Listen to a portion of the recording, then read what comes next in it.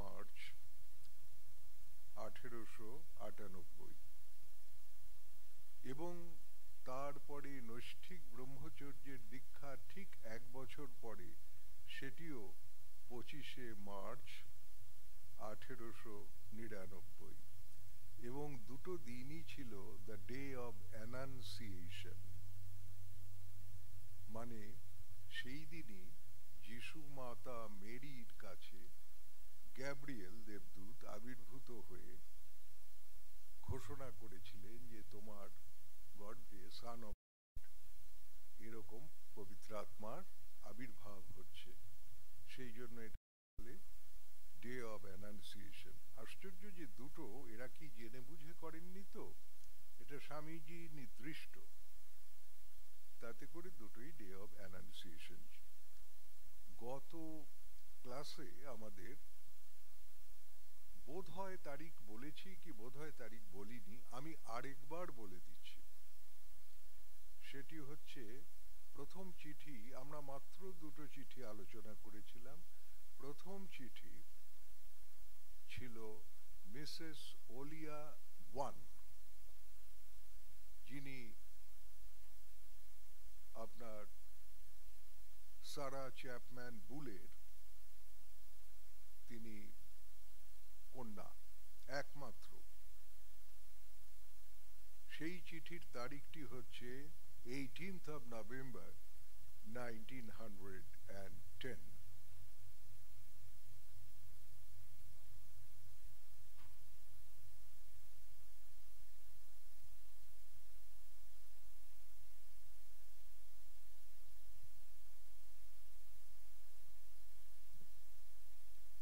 দ্বিতীয় চিঠি আমরা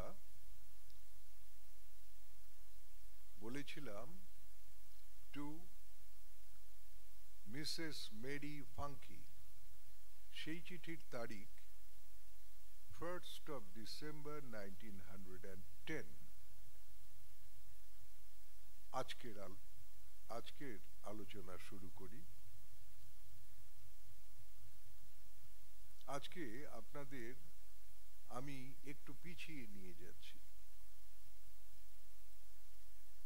স্বামীজির যে দ্বিতীয়বার পাশ্চাত্য প্রচার এবং বিশ্রাম, তাতে স্বামীজি বেদান্ত প্রচার অ্যাক্টিভলি করেন এবং এটি শুধু বেদান্ত প্রচার আমি বলতে পারি না, এটি স্বামীজির নিজস্ব বাণী প্রচার করেন, যার মধ্যে অনেকগুলো ডাইমেনশন অ্যাডেড হয়েছে। সেইটি ক্যালিফোর্নিয়া, পশ্চিম আমেরিকার পশ্চিম উপকূলে ক্যালিফোর্নিয়াতে এটা হয়েছিল। প্রথম তিনি স্যান ফ্রান্সিসকোতে এসকে ব্লজেটের বাড়ি গেলেন, যেখানে জোসেফিন ম্যাকলাউড অপেক্ষা করছিলেন। তার দাদা টেইলর এর মৃত্যু হয়েছে, তারপরে স্বামীজি পৌঁছেছেন। আমরা জানি স্যান ফ্রান্সিসকো এবং প্যাসাডেনায় অজস্র বক্তৃতা তিনি করেছেন এবং বহু বহু ব্যক্তি আকর্ষিত হয়েছে। দ্বিতীয়বার আরো উত্তরে উঠে উনি নর্দার্ন ক্যালিফোর্নিয়া বা আপনার লস অ্যাঞ্জেলেসে প্রথম আসলেন। মিসেস ব্লজেটের বাড়ি ছিল লস অ্যাঞ্জেলেস, সেটি সাউথ ক্যালিফোর্নিয়া। তারপরে প্যাসাডেনা তার সঙ্গে গিয়ে করলেন, ওটা একটু নর্থ ইস্ট। আর এবার তারপরে ওখান থেকে উঠে স্যান ফ্রান্সিসকোতে গেলেন, দীর্ঘদিন বললেন, প্রচার করলেন এবং তার অনেকগুলি ঝলক, তার ব্যক্তিগত ঝলক অত্যন্ত গ্রাফিক্যালি রেকর্ডেড আছে এবং যেটার উদ্ধারের জন্য সম্পূর্ণ কৃতিত্ব বহু ব্যক্তিরই আছে। কৃতিত্ব হচ্ছে মেরি লুই বার্ক বা সিস্টার গার্গি। পরে ইনি স্যান ফ্রান্সিসকো থেকে আরেকটি জায়গাতে তিনি হঠাৎ করে চলে আসার কথা, টিকিট কাটা হয়ে গেছে যে স্বামীজি এবার নিউ ইয়র্কে ফিরবেন, শিকাগোতে একটু থেমে হেইল পরিবারের সঙ্গে দেখা করে ফিরবেন। কিন্তু সেই রিজার্ভ টিকিটটি বাতিল করে তিনি হঠাৎ করে ক্যাম্প টেইলর বা আরো প্রেসাইজলি বলতে গেলে ক্যাম্প আরভিংয়ে রেডউড বনের মধ্যে তাঁবু জীবন যাপন করতে চলে যান নির্দিষ্ট কয়েকজন মহিলা ভক্ত তাদের আমন্ত্রণে। মিসেস হান্সবারো খুব বিরুদ্ধে ছিলেন, যিনি স্বামীজিকে সবসময় সাহায্য করছেন, one of the mid sisters. কিন্তু তৎসত্ত্বেও মিসেস অ্যাসপিনেলের অনুরোধে উনি বললেন হ্যাঁ আমি যাব। এবং ওটা তাঁবু জীবন, খুব রেস্টফুল। রেডউড বন এমনিতেই আমেরিকার পশ্চিমাঞ্চলে বিখ্যাত, ক্যালিফোর্নিয়ার। এটি কাউন্টিটি বোধহয় মার্টিন কাউন্টি, ওই কাউন্টিটির নাম মার্টিন। এবং উনি এই আরভিং স্টেশনে, তখনও আরভিং স্টেশন হয়নি, ফ্ল্যাগ স্টেশন, মানে পতাকা দেখিয়ে নাড়লে আপনার হয়। এবং খুব জটিল যাত্রা তৎকালীন যুগে। স্যান ফ্রান্সিসকো বা অ্যালামেডা থেকে একটি ট্রেন ধরতে হবে, ধরে স্যান ফ্রান্সিসকোর এপারে নামতে হবে, ফেরি করে আরো দূরে যেতে হবে, তারপরে আরেকটি মিটার গেজ লাইনে আপনার উঠতে হবে, এবং সেটা প্রায় ৩-৪ ঘন্টা চলার পরে ওই ক্যাম্প আরভিং ফ্ল্যাগ স্টেশনে দাঁড়াবে। ওখানে বলতে হবে আগে থেকে, কেউ পতাকা দেখে নাড়ালে বা কোনো যাত্রী যদি বলেন যে আমি নামবো, তাহলে নেমে যান। এই জায়গার ঘটনা একটু বলে নিতে হবে। স্বামীজি উইল করেছিলেন, এটা হয়তো আমরা কেউ কেউ জানি, একাধিক করেছিলেন। কোনো উইলেরই কোনো তথ্য তালাশ নেই, জানা যায় না। শুধু এটুকু জানা যায় যে ক্যাম্প আরভিংয়েও একবার করেছিলেন।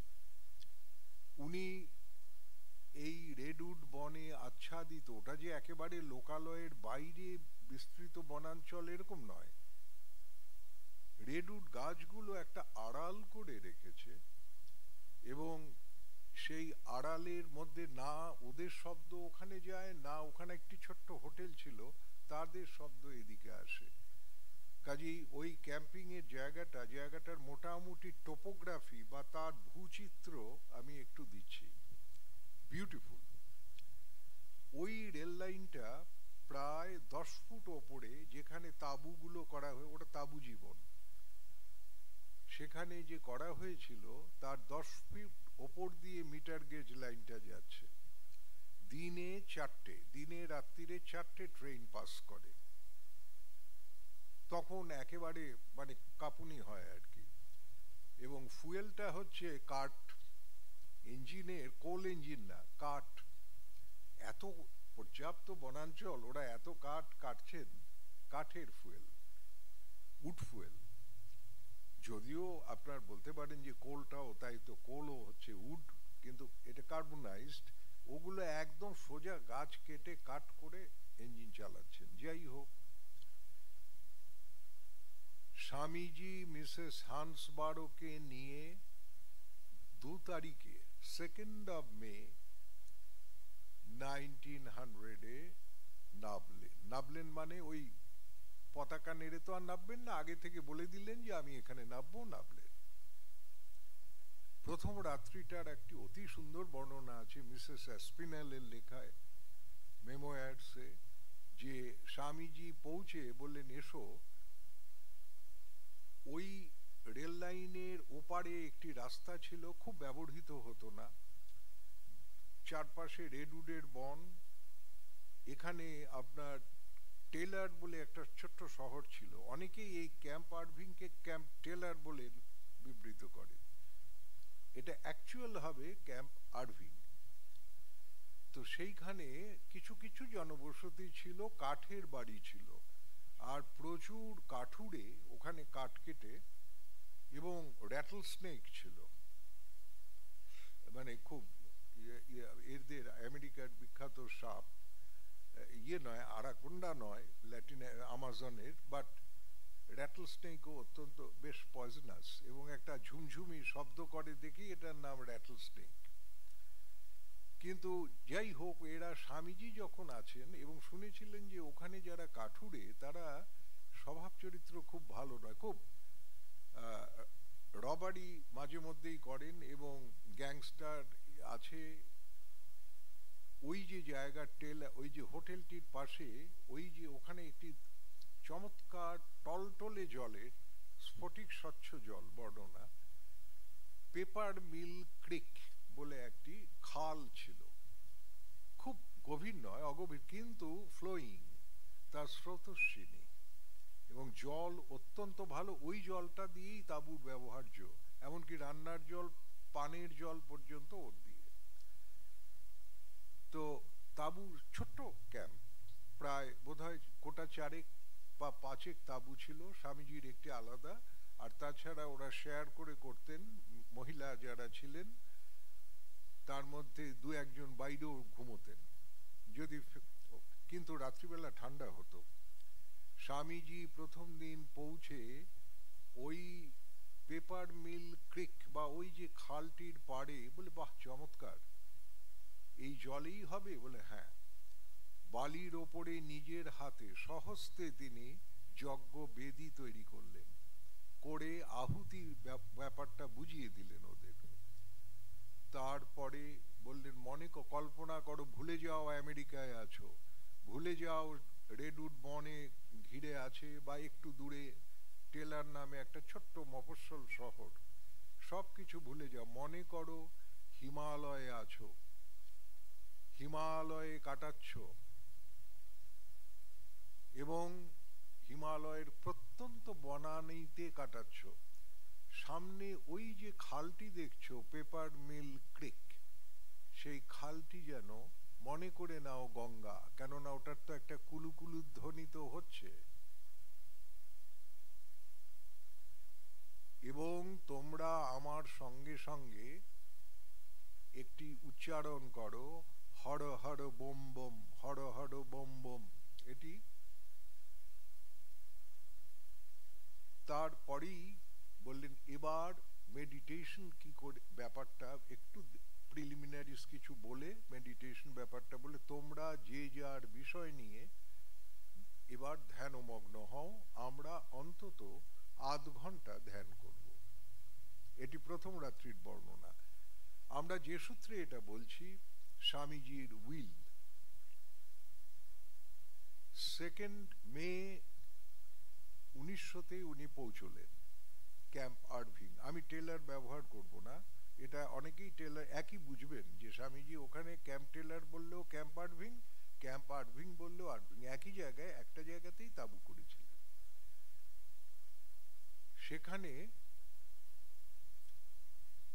3rd মেতে বৃষ্টি আরম্ভ হলো, হালকা। স্বামীজির শরীরটা খুব ভালো ছিল না, প্রচন্ড পরিশ্রম গেছে, কিন্তু উনি অসম্ভব শান্ত হয়ে গেছেন, অসম্ভব শান্ত। এবার 4 তারিখে ভোর থেকে বৃষ্টি আরম্ভ হলো, বেশ মুষলধারে, কিন্তু স্বামীজির জ্বর হয়েছে, খুব বেশি টেম্পারেচার নয় কিন্তু জ্বর আছে। এই অবস্থায়ও তিনি মিস বেলের তাঁবুতে, মিসেস অ্যাসপিনেল এবং এরাও ছিলেন, মিসেস রুডবার্গ যিনি শনি রোববারে আসতেন, ক্যাম্প তাঁবু জীবন ওই 1 রাত্রি থাকতেন চলে যেতেন। স্বামীজি এখানে মোটামুটি 2 সপ্তাহ বলে গিয়েছিলেন, কিন্তু 3 সপ্তাহ ছিলেন। ওদের ওখানে বসে ঘন্টার পর ঘন্টা ঈশ্বরীয় প্রসঙ্গ করলেন।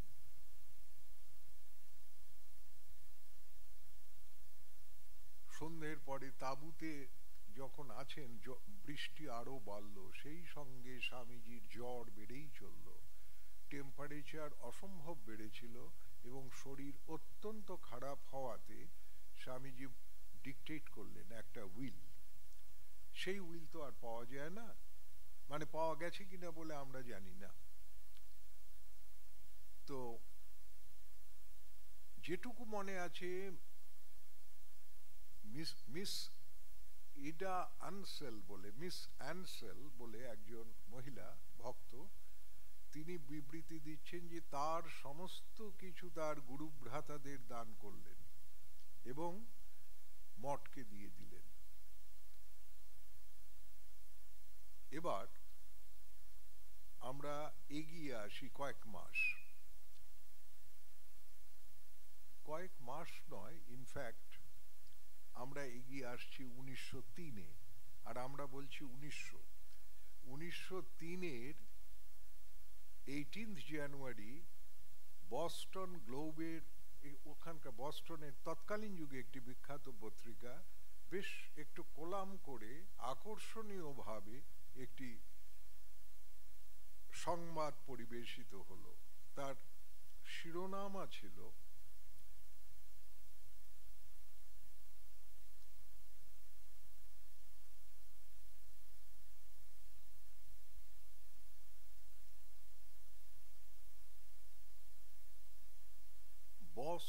Cambridge woman. এই কেমব্রিজ মানে ইংল্যান্ডের না, Cambridge Massachusetts. Cambridge woman air of a Buddhist Monk. ওরা স্বামীজিকে তখনও, দেখুন 1903 পর্যন্ত ওই গন্ডগোলটা হচ্ছে, ওকে বুদ্ধিস্ট মঙ্ক বলা, এবং স্বামীজি কোনো সময় এটা আপত্তি করতেন না। মঙ্ক তা বুদ্ধিস্ট বা হিন্দু বা এটা নিয়ে তিনি কিছুমাত্র বলতেন না। আর তিনি তো বলতেনই, মানে আমি যে ধর্ম প্রচার করতে এসেছি, হ্যাঁ, সেখানে Buddhism is but a rebel child and Christianity a distant echo, তার বিখ্যাত শিকাগো বক্তৃতায়। যাই হোক, আমরা যেটা বলছিলাম, খবরটি বেরোলো যে Cambridge woman air of a Buddhist Monk.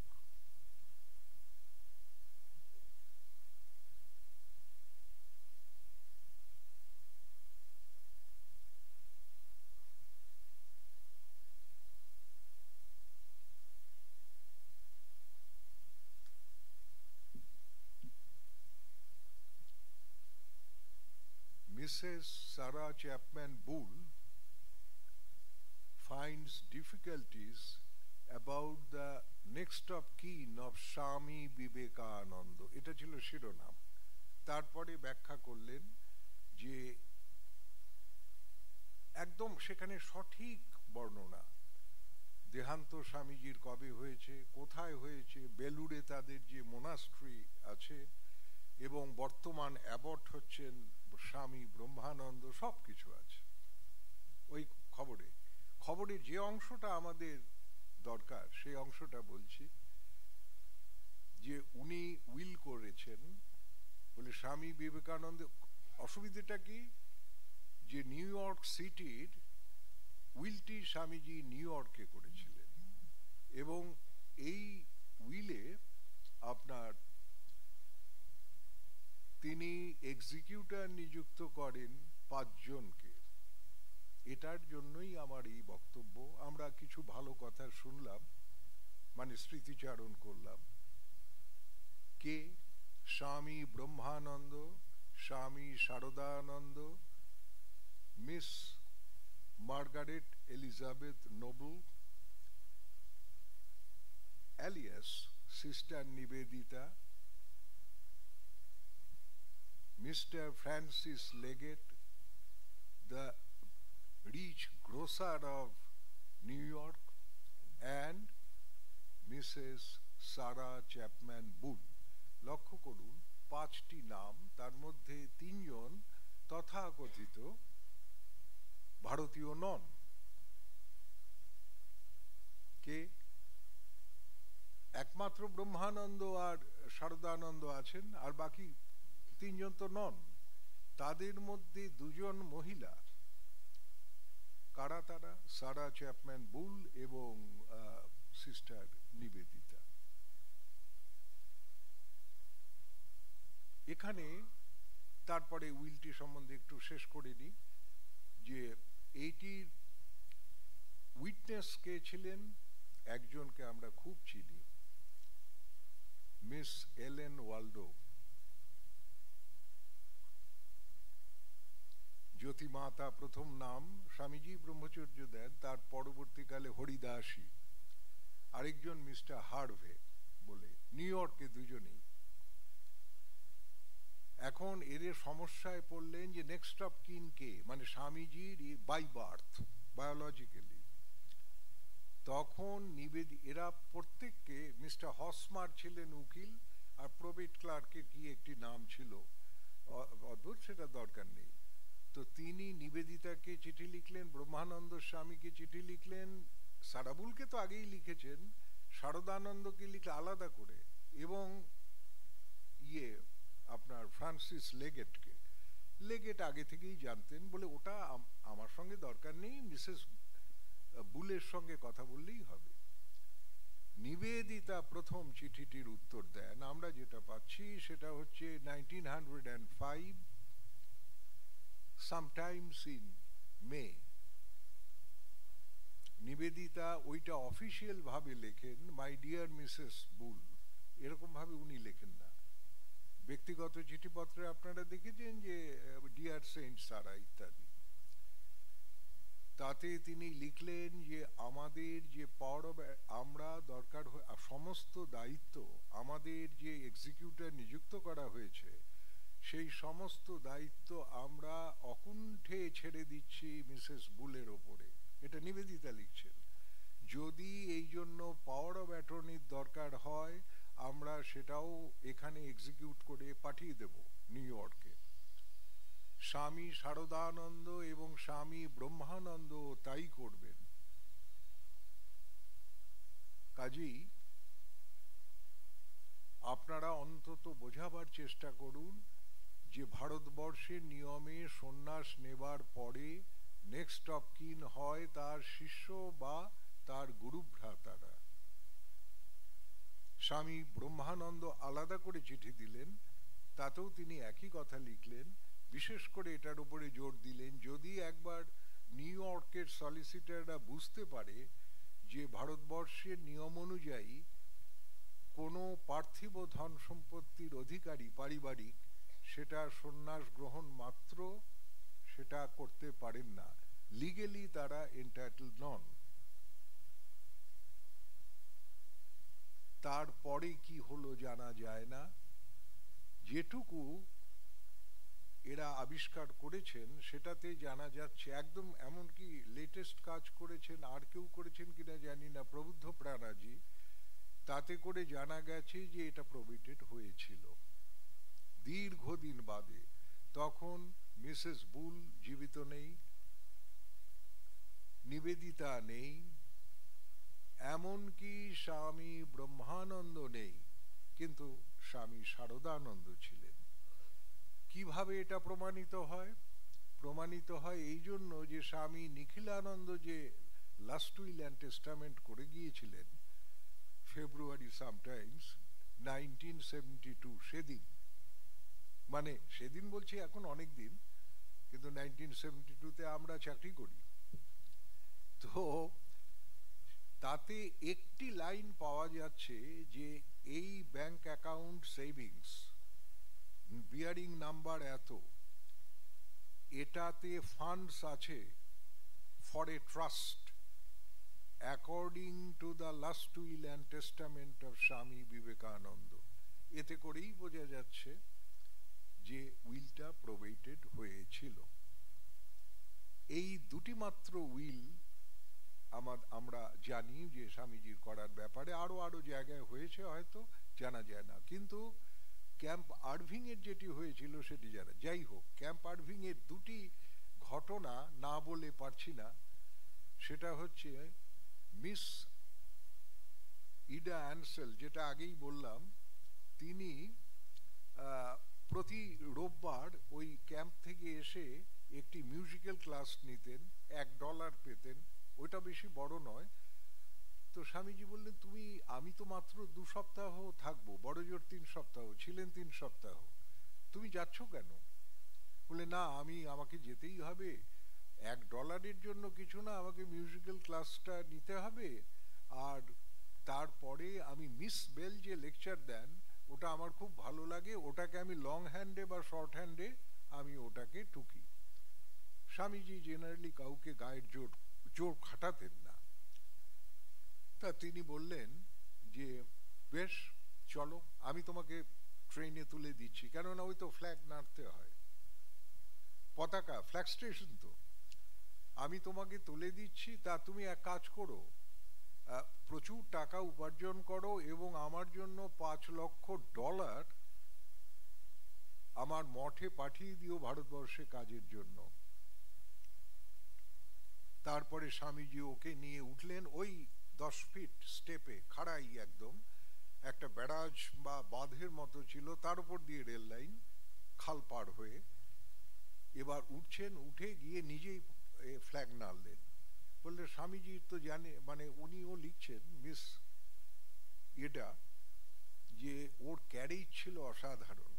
তো ট্রেনটা আস্তে করে থামছে, তো ন্যাচারালি ইঞ্জিনটা এগিয়ে গেছে, তো শুনতে পাচ্ছে, ওর কানে আসলো যে ফায়ারম্যান ইঞ্জিনম্যানকে বলছেন, look who is the sky pilot. এখন ওই মিস এডা কোনোদিনই বোঝেননি যে স্কাই এইরকম ব্যবহার শোনেননি। পরে বুঝেছিলেন যে এটা একটা হবে যে একজন উচ্চাঙ্গের ধর্ম যাজক বা ধর্ম সংক্রান্ত ব্যক্তি, একজন মহাত্মা, কেউ সাধারণ লোক নন। তো ওর কথাটা শুনুন, look who is the sky pilot who seems to see nothing below the height of a telegraph pole. Swamiji সর্বদাই ঊর্ধ্বদৃষ্টি ছিলেন, তার মানে ইয়েটা, তার এই যে তার দৃষ্টি সবসময় ওপর দিকে, তার ঠাট্টা করে বলছি এত উপরে তাকিয়ে চলেন এরকম মানুষ, বলে যে নাকি মনে হচ্ছে একটা টেলিগ্রাফ পোস্টের ওপরে যা কিছু দেখতে পান তার তলার কিছু দেখতে পান না, কোনো তার নিচের জিনিস দেখতে পান না। তাহলে কি বলেছিলেন যে who is the sky pilot, who he doesn't seem to look below the height of a telegraph pole. আরেকটি ঘটনা ঘটে এই, যেটি স্বামীজির জীবনে পাওয়া যায়, যে তিনি কোনোদিন রাইফেল ধরেছিলেন কিনা, অন্তত ওখানে স্বামীজি বলেন না জীবনীতে যে আমি আগে কোনোদিন ফায়ার আর্মস চালাইনি। সেখানে এই ক্যাম্প টেলারে হয়েছিল, ওই ক্যাম্প আরভিং থেকে একটু এগিয়ে ওই খালটা, যেটাকে বললাম পেপার মিল ক্রিক, ওইখানে কতগুলো ডিমের খোলা, কতগুলো ওই সমানে গুলি করছিল, বেশিরভাগই টার্গেট মিস করছে। তো স্বামীজি দেখে ওই ব্রিজ, একটা ফুট ব্রিজ ছিল, তো দেখছেন আর হাসছেন। তো ওদের খুব আঁতে ঘা লেগেছে, জিজ্ঞেস করেছে, বলে কি ব্যাপার, হাসছো কেন? বলে দাও তো, যাও তো, তুমি চালাও তো রাইফেল। স্বামীজি বললেন কিভাবে চালাতে হয় একটু জেনে নিলেন, জেনে নিয়ে উনি একটু লক্ষ্য স্থির করে পর পর 12টা খোলা, আচ্ছা জলের ওপরে একটা স্ট্রিং এর মধ্যে ডিমের খোলাগুলো বেঁধে দিয়েছে, এবং সেটি জলের, এটা তার জলের একটা আছে ববিং, মানে একটা ওঠা নামা আছে, তার মধ্যে আপনাকে শুট করতে হবে। তিনি 12টা গুলি খরচা করে 12টি ডিমের খোলা একবারে লক্ষ্যবিদ্ধ। ওরা অবাক, বলি কি স্ট্রেঞ্জ ব্যাপার, এটা কি ম্যাজিক? তবে এটা কিছু না, এটা কনসেন্ট্রেশন অফ মাইন্ড। আপনি নিশ্চয়ই you are a dead shot, মানে আপনি অত্যন্ত ভালো রাইফেল গুলি চালান এবং আপনার লক্ষ্যভ্রষ্ট হয় না। যাদের লক্ষ্যভ্রষ্ট হয় না, গুলি নষ্ট করেন না, তাদের ইংরেজিতে দুটো শব্দ খুব ব্যবহার করে ওরা, কাউবয়রা, একটা হচ্ছে ডেড শট আর একটা হচ্ছে ক্র্যাক শট। তো এই একটা, আরেকটি হচ্ছে বনের আশেপাশে ওই দূরের হোটেলে কাজ করতো একজন রেড ইন্ডিয়ান ছেলে, সে ওরা যখন ব্রেকফাস্ট করছে বা লাঞ্চ করছে, একদম তাবু জীবন্ত বাইরে, তখন ও এসে দূর থেকে দাঁড়িয়ে দেখত। ব্রেকফাস্টের পরে একদিন ছেলেটি দেখছে, তারপরে সে তাকে দেখে স্বামীজি বললে যে কাছে ডেকে আনো তো একে, কিছু বলবে? দাঁড়িয়ে না, আমি দেখছিলাম, সাদা চামড়ার লোকেও কফি ভালোবাসে, কালো চামড়ার লোকেও কফি ভালোবাসে, লাল চামড়ার লোকেও কফি ভালোবাসে।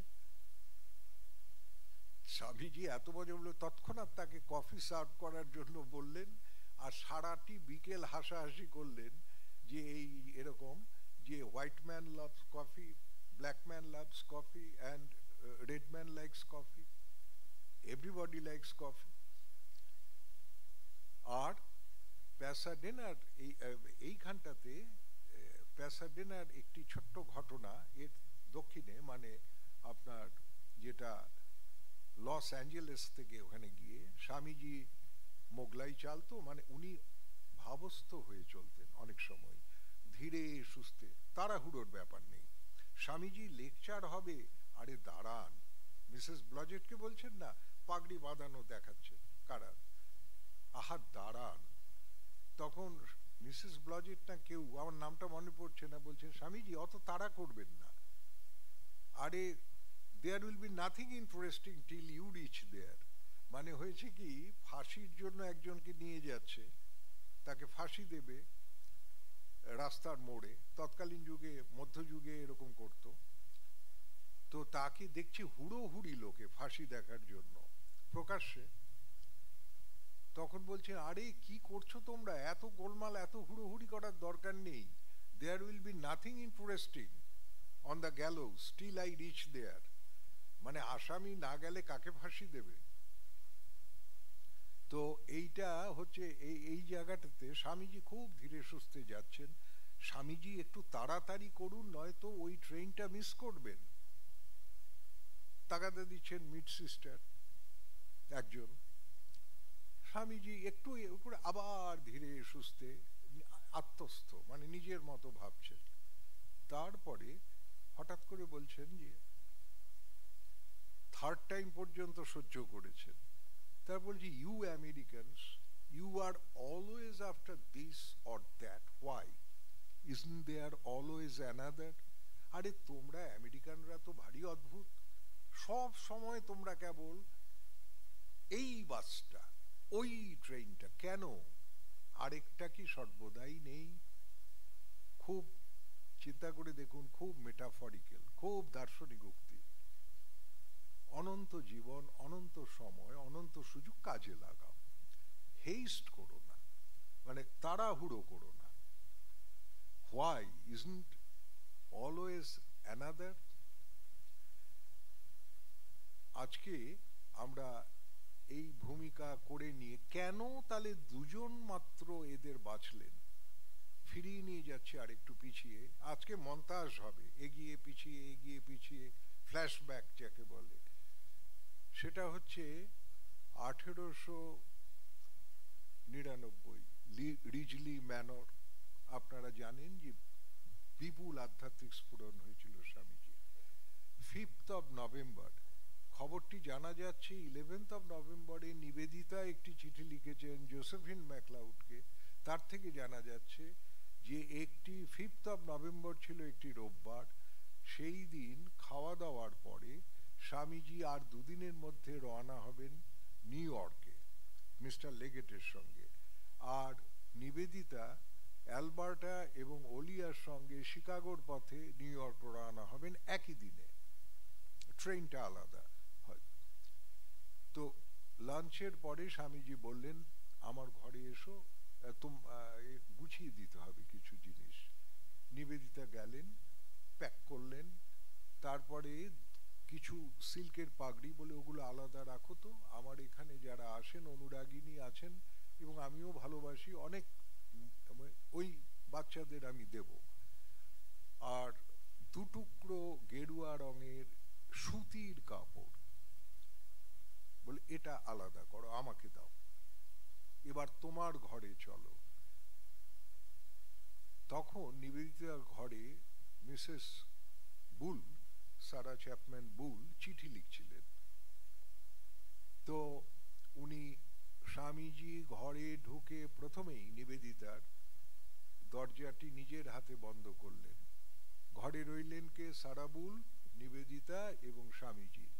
এবার স্বামীজি সারা বুলকে ওই দুখণ্ড যে গেরুয়া বস্ত্র সুতির একটি কোমরে জড়িয়ে দিলেন, আর একটি স্কার্ফের মতো করে ওপরে চাদরের মতো করে জড়িয়ে দিলেন। দিয়ে বললেন, আজ থেকে তুমি সন্ন্যাসিনী। এবার দুজনের মাথায় স্বামীজি তার দুটি হাত রেখে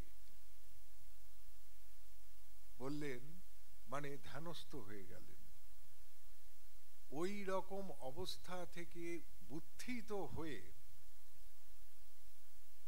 বললেন যে শ্রীরামকৃষ্ণ আমাকে যা দিয়েছিলেন, আজ তোমাদের সেই জিনিস দিয়ে আমি মুক্ত হলাম। এতদিন ধরে আমি এই ভার বহন করেছি। শ্রীরামকৃষ্ণ পরমহংস দেব আমাকে যা দিয়েছিলেন, আজ তোমাদের দুই নারীকে, দুই স্ত্রী রত্নকে আমি সেইটুকু দিয়ে ভার মুক্ত হলাম।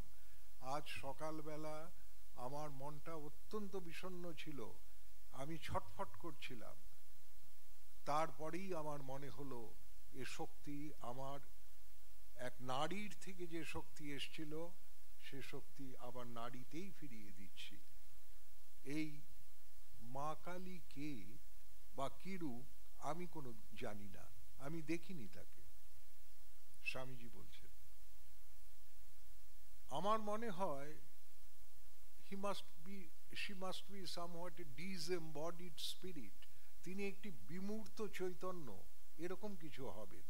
কিন্তু Shri Ramakrishna Paramahamsa not only knew her but saw her and touched her just like this, বলে নিবেদিতার জামার হাতাতে একটু টান দিলেন। এবার এই শক্তির সাহায্যে তোমরা যা করার করো। নিবেদিতা বলছেন, তখন বোধহয় ঘড়িতে 3টে বা কয়েক মিনিট পরে, কেননা বাইরে তখনও রোদ্দুর ছিল, শীতকাল, নভেম্বরের 5। দেখলে আমাদের জীবনের একটা পরিবর্তন হয়ে গেল। তুমি ছিলে না, আমি খুশি। ম্যাকলাউডকে চিঠি লেখা তো, তুমি ছিলে না, আমি খুশি। তুমি তো তার শুভ নক্ষত্র, you are the good star. তোমাকে তো বহুদিন তাকে শুভ নক্ষত্র হয়েই থাকতে হবে, তাকে এনকারেজ করতে হবে। এইবার দেখুন, স্বামীজির যারা মহিলা অনুরাগিনী, পরম সৌভাগ্যবতী বহু সন্ন্যাসিনী এবং ব্রহ্মচারিণী ছিলেন, দেশি বিদেশি, বিদেশি বহু। অভয়ানন্দকে নিজে সন্ন্যাস দিয়েছেন। যত তিনি অ্যাবেরেশন হোক, যত বিচ্যুতি হোক, অভয়ানন্দকে তো তিনি সন্ন্যাস দিয়েছিলেন। আর এরকম আরো আছেন আমাদের চোখের সামনে। এটা ক্রিস্টিনা গ্রিনস্টাইডেল তখন পরিচিত, কেন থাউজেন্ড আইল্যান্ড পার্কের ঘটনার পরে। তখন অন্তত নিউ ইয়র্কে এই আমাদের হরিদাসী, ব্রহ্মচারিণী হরিদাসী আছেন, একজনকেও তো দেননি। দেবমাতা আছেন, লরা গ্লেন। কেন বেছে নিয়েছিলেন এটা? তার মানে 1900 সালের ওই 6 জুলাই ওই উইলটি করেন, বোধহয় উইলটি বেলুর মঠে আছে। আমি আজকে সকালবেলায় এ নিয়ে খোঁজ করছিলাম এবং আমাকে কথা দিয়েছিলেন ওরা যে জানাবেন আছে কিনা। তো আমরা ফিরে আসছি, এইটি কারণ যে তার এক্সিকিউটরদের মধ্যে দুজন মহিলা, তারা ঘটনাচক্রে বিদেশিনী।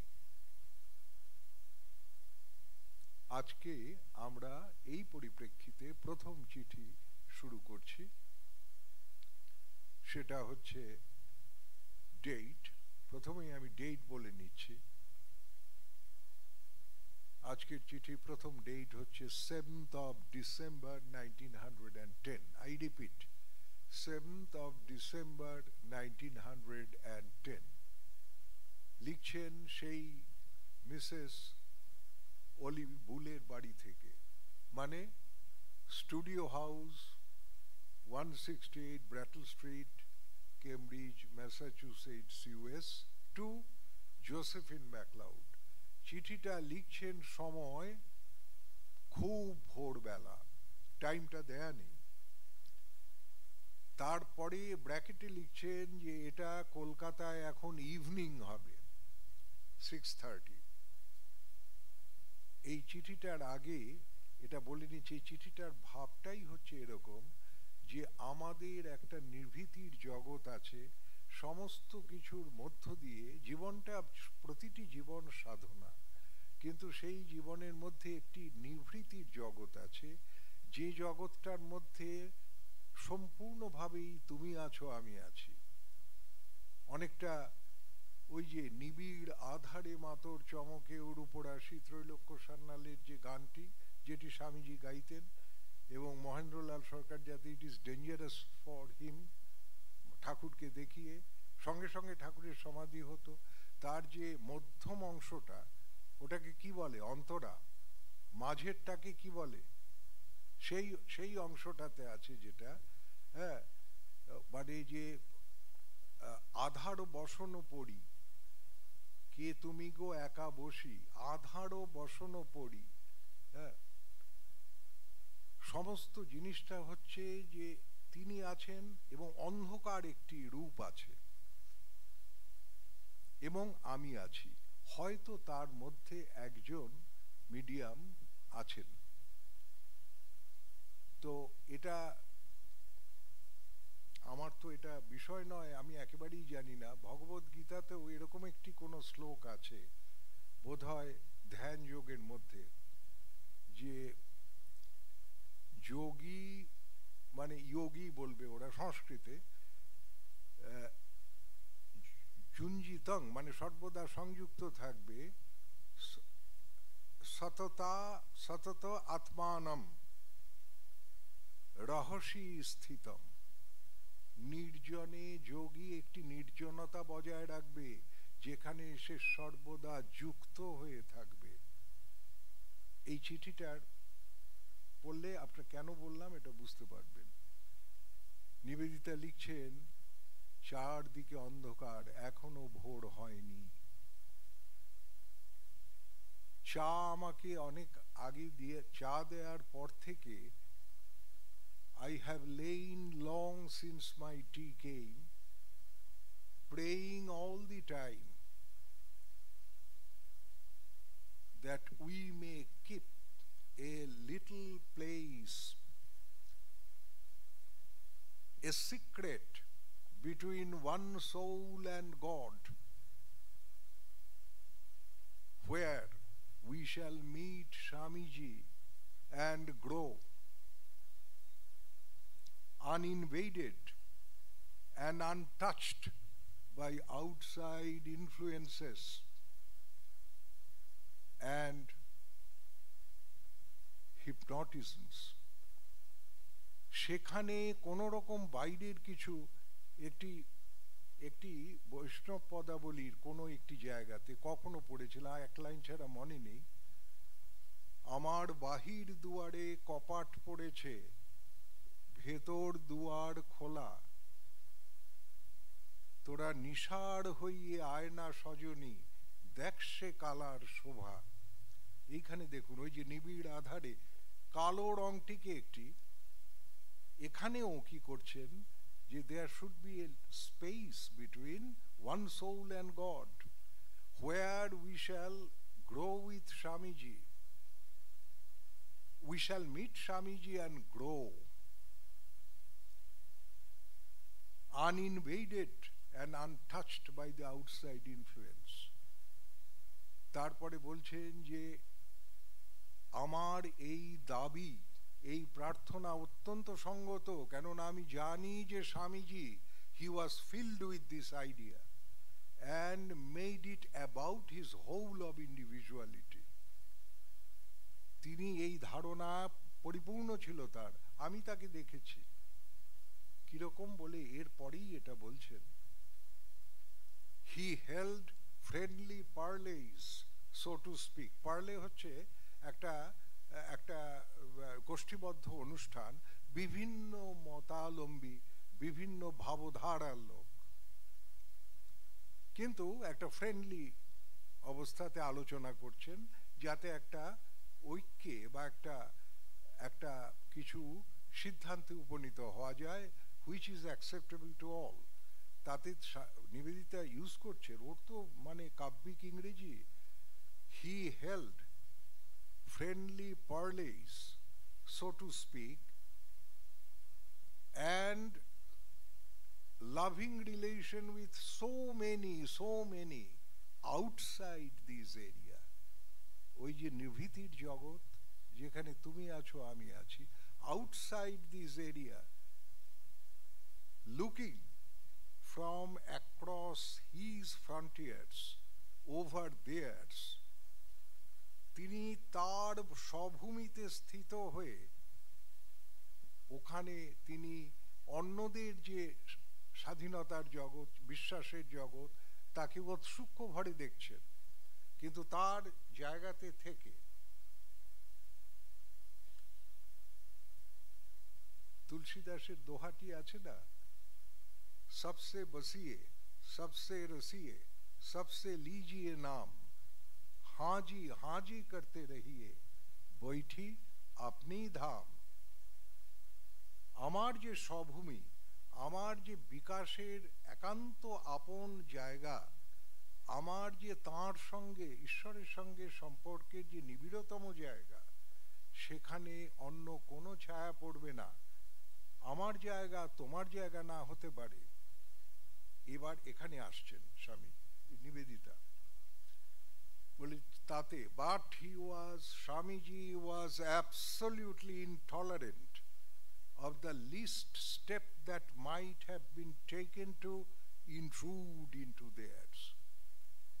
এই যে পরস্পরের নির্ভীতির জগৎ, সাধনার জগতে এতটুকু হস্তক্ষেপ একে অন্যের দ্বারা, সেটাতে তিনি অসহ্য বোধ করতেন, একেবারেই তিনি অ্যাপ্রুভ করতেন না। And this is what he called freedom. এটাকেই স্বামীজি স্বাধীনতা বলতেন।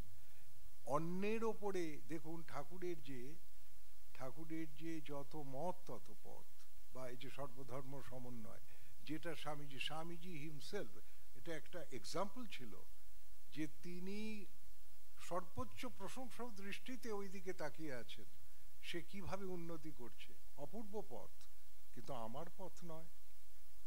আমি আমার স্বভূমিতে স্থিত হয়ে দেখছি। তেমনি প্রত্যেকের এটাকেই স্বামীজি স্বাধীনতা বলে চিহ্নিত করতেন। তারপরেই বলছেন, now in this freedom dear Yum, এই স্বাধীনতা, এই যে নির্ভীত জগতে তার সঙ্গে বেড়ে ওঠা, গড়ে ওঠা, ঈশ্বর লাভের পথে এগিয়ে যাওয়া, এই যে স্বাধীনতা, এই স্বাধীনতা, in this freedom May we keep intact, আমরা যেন অবিচল নিষ্ঠায়ের সঙ্গে লেগে থাকি। and learn with growing clearness to distinguish between the real and the unreal, নিত্য এবং অনিত্যতে প্রতিদিন আরো পরিষ্কার দৃষ্টি নিয়ে ভাগ করা শিখি। এটা নিত্য এফিমেরাল, এটা নিত্য অ্যাবসলিউট আনচেঞ্জিং, এটা অনিত্য এফিমেরাল ফ্লিটিং চেঞ্জিং। কি সুন্দরভাবে এইটুকু কথাতে লিখলেন। আমরাও যেন এটা করি, আমাদের এই জগৎটা যত ছোট হোক, কিন্তু এটা স্বাধীনতার জগৎ, এটাই প্রকৃত স্বাধীনতা, এটা যেন আমরা না ভুলি। তারপরেই পেজেস মিসিং, তারপরে যেটা আসছে সেটা হচ্ছে, এই জায়গাটা আরেকটি কথা বলেছিলেন, এমন কি এই যে অনিত্য সম্পর্কগুলো আমাদের রয়েছে, মানুষই সম্পর্কের মধ্যে যে অনিত্যগুলো আমরা ধরি, যেগুলো থাকে না, তার মধ্যেও কতগুলো বেশি নিত্য, একটু বেশি নিত্যের কাছে। কিরকম আমরা বুঝতেই পারি, কোনো কোনো ব্যক্তির সঙ্গ দ্বারা আমাদের লাস্টিং উপকার হয়, তাদের সঙ্গে আমাদের কম্প্যারেটিভলি অন্য যারা XYZ যাদের সঙ্গে আমরা আলোচনা করছি বা পরিচিত হচ্ছি তাদের থেকে তো বেশি। তাতে বলছেন Nivedita, and of course there are certain material personal relations among which some are more real than the others. কতগুলো থেকে যায়, তারপরেই পেজেস মিসিং, তারপরে পাচ্ছেন যে I dare not take any help but God's own, ঈশ্বরের থেকে ছাড়া আর কাউর থেকে সাহায্য নেয়া আমি কখনোই ভরসা করি না, সাহস করি না, করা উচিত নয়। যারা তার মধ্যে ওই যেটা পেজেস মিসিং, ওর মধ্যে নিশ্চয়ই প্রার্থনা নিয়ে অনেক কথা ছিল যেটা নেই। এবার সেখানটাতে বলছেন যে those who don't believe in prayer, they mustn't touch this letter, but those who do, like Alberta, like George, like Spence, like anyone, let them all pray for poor Sarah. কি প্রার্থনা? In grave danger, she may learn to be herself. চরমতম বিপদে, মৃত্যুর থেকে তো অধিকতর বিপদ সাধারণ মানুষ কল্পনা করে না। অসুস্থ যন্ত্রণার, মৃত্যু যন্ত্রণার থেকে বেশি কল্পনা করে না সাধারণ মানুষ। তারা যেন কখনো তার জন্য প্রার্থনা করো, সেই সময়ও সারা যেন she learns to be herself, সে যেন সে যা, সে যেন তাই থাকে, সে বোধ থাকে, সে যেন স্বামীজির মা হয়েই, তিনি তো American mother of Swami Vivekananda, Sara Chapman বুল, তাকে স্বামীজি শুধু মা ডাকেননি, তাকে সমস্ত বহু দায়িত্ব দিয়ে গেছে। তার মধ্যে একটা তো দেখছেনই, ওয়ান অফ দি এক্সিকিউটরস এবং প্রাইম এক্সিকিউটরস। তো বলছেন যে তার জন্য প্রার্থনা করো ইন গ্রেভ ডেঞ্জার। আমি আপনার নিবেদিতার ভাষাটি আবার বলছি, ইন গ্রেভ ডেঞ্জার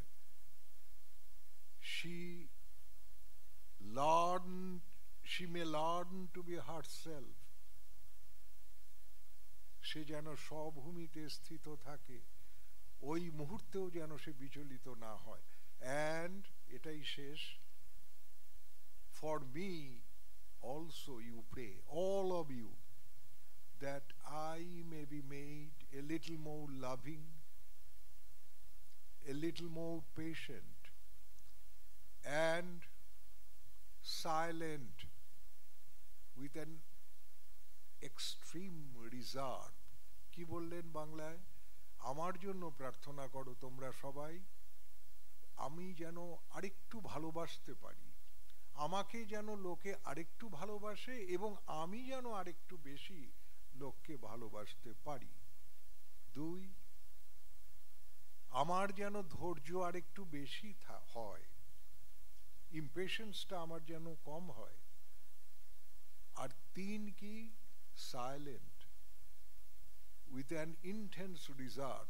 আমি যা আহরণ করলাম সেটা যদি আমি তৎক্ষণাৎ প্রচার আরম্ভ করি তাহলে পরে খরচা হয়ে গেল।